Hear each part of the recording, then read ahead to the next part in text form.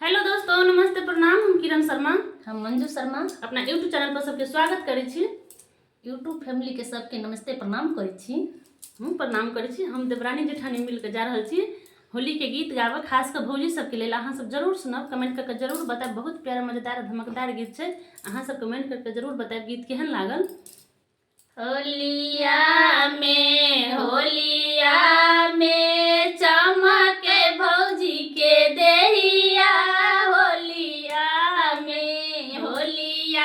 में चमके भौजी के देहिया। होलिया में चमके भौजी के देहिया।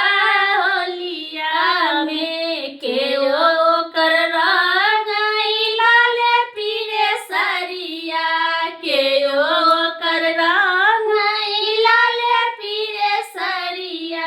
हो के ओकर रंगई गोर देहिया। हो के ओकर रंगई गोर देहिया। होलिया में चमके भौजी के देहिया। होलिया में चमके भौजी के देहिया। होलिया में ननद दोषी रंगई होले पीरे सरिया।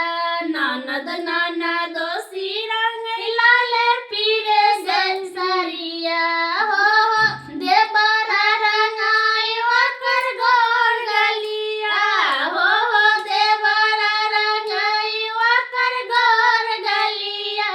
होलिया में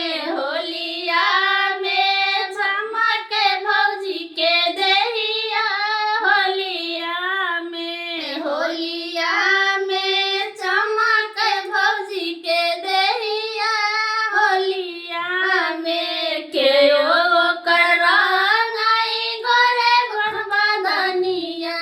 के ओकर रंगई गोरे गोरबदनिया। हो के ओकर रंगई गोर गलिया। हो के ओकर चुमई गोर गलिया। होलिया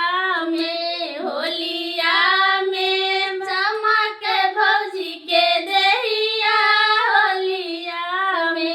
होलिया में चमके भौजी के देहिया।